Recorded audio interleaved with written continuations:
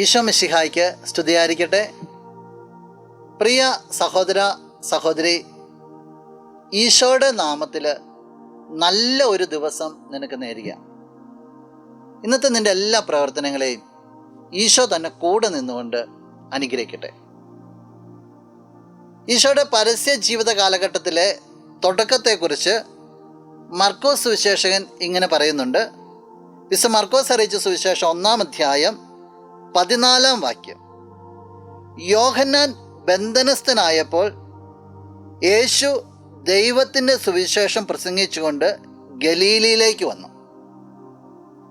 യോഹന്നാൻ ബന്ധനസ്ഥനായെന്ന് കേട്ടപ്പോൾ നമുക്കറിയാം, യോഹന്നാൻ ദൈവത്തിൻ്റെ വാക്കുകളെ പറഞ്ഞ് ഗലീലയിലെങ്ങും ദൈവത്തിൻ്റെ സ്വരം നിറഞ്ഞു നിന്നു.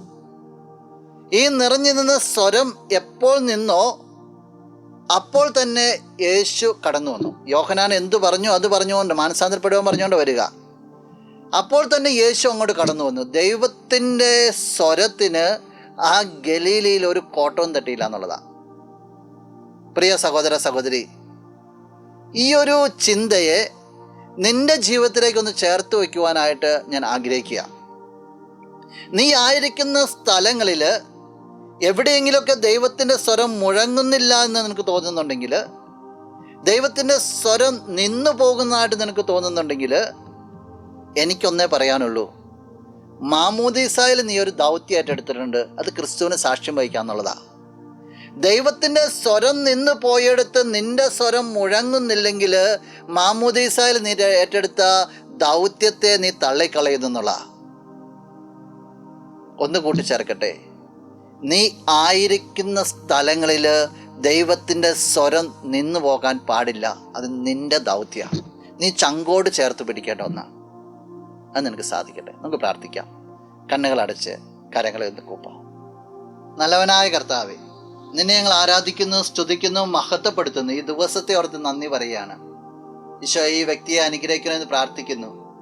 എപ്പോഴും നിന്റെ സ്വരത്തിന് വേണ്ടി നിലകൊള്ളുവാനായിട്ട്, ആയിരിക്കുന്ന സ്ഥലങ്ങളിലെല്ലാം നിന്നെ പ്രകീർത്തിക്കുവാനായിട്ട് ഈ വ്യക്തിയെ അനുഗ്രഹിക്കണമേ. ഇന്നത്തെ ദിവസത്തിന് വേണ്ടതായ എല്ലാ കൃപകളും നൽകി ഈ വ്യക്തിയെ അനുഗ്രഹിക്കണമേ. പ്രിയപ്പെട്ടവരെയും അനുഗ്രഹിക്കണമേ, ഇപ്പോഴും എപ്പോഴും എന്നേക്കും. ആമേൻ.